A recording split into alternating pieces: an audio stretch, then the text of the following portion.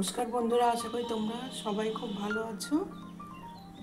দেখো আমি আজকে এখানে মালপোয়া তৈরি করেছি পাকা আম দিয়ে, আর একদমই নরম তুলতুলে রসে ভরা। দেখো কিভাবে আমি এটা তৈরি করি, দেখেই বুঝতে পারছো একদম নরম, আর ভেতরটা দেখো রসে ভর্তি হয়ে গেছে।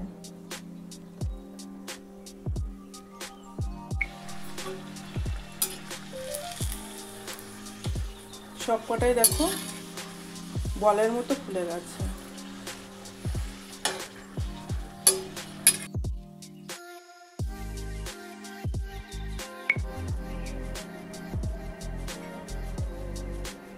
এখান থেকে দুটো আম নেব, নিয়ে আমি আমের পাল্পটাকে বার করে নেব।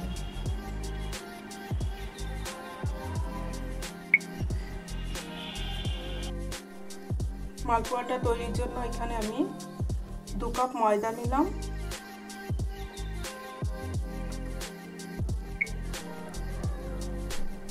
হাফ কাপ সুজি নিলাম, আর হাফ কাপ দিলাম মিল্ক পাউডার।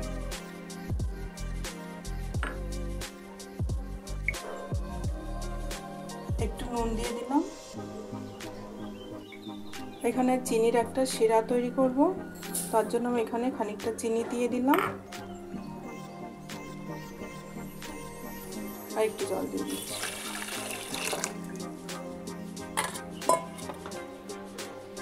এবার এটাকে ফুটতে দেব। এখানে আমের পাল্প আমি বার করে নিয়েছি। এর মধ্যে দিয়ে দিলাম গোলমরিচ। গোলমরিচগুলোকে আমি একটু শিলনোড়া দিয়ে থেতো করে দিয়েছি, আর দিচ্ছি একটু মৌরি। এটাকে মিশিয়ে নেব।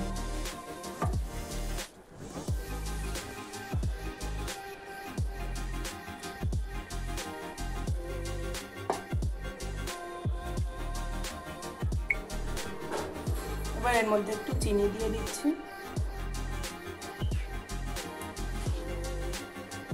আর দিচ্ছি উষ্ণ গরম জল।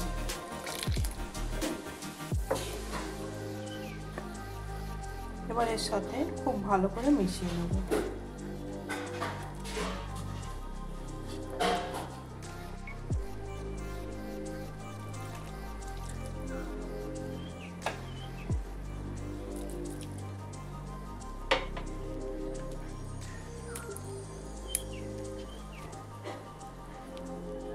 এর মধ্যে তোমরা একদমই ঠান্ডা জল দেবে না, সবসময় উষ্ণ গরম জলই দেবে।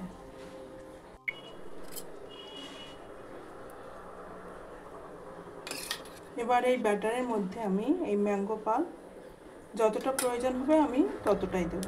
এবার এর সাথে আবার খুব ভালো করে মিশিয়ে নেব।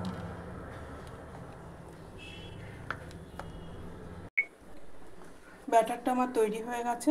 দেখো একদম পাতলাও না, আবার একদম ঘনও না।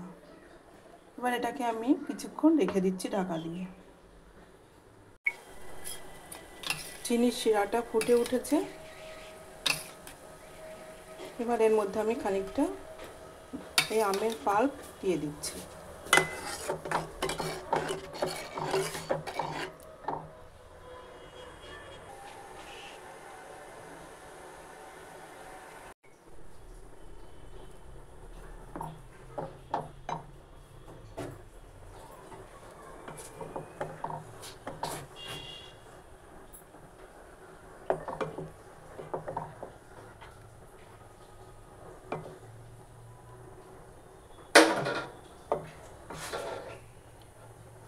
এটা একটু চটচটে হতে খুব বেশি চটচটে নয়, এটাকে নামিয়ে নেব।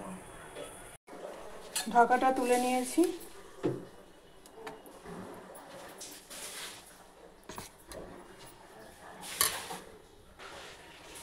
এখানে আমি হোয়াইট অয়েল গরম করতে দিয়েছি।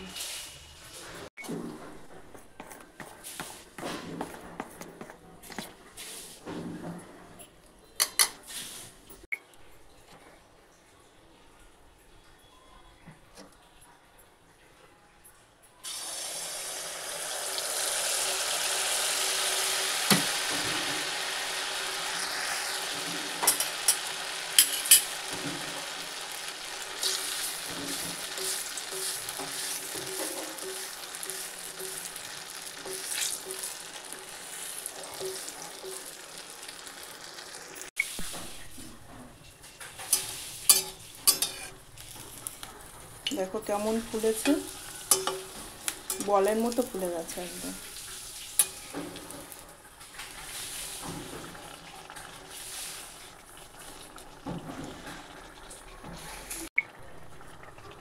উল্টিয়ে পাল্টিয়ে ভেজে নিলাম, এবার এটাকে আমি তুলে নেব।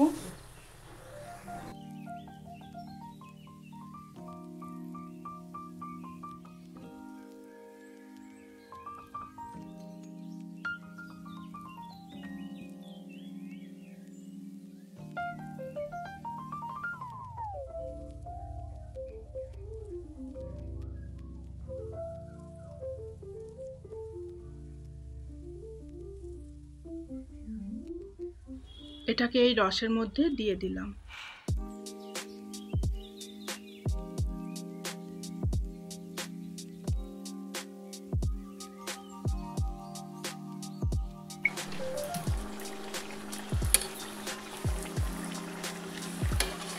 এটাকে তুলে নিচ্ছি, একসঙ্গে দুটো করে দিয়ে দিচ্ছি।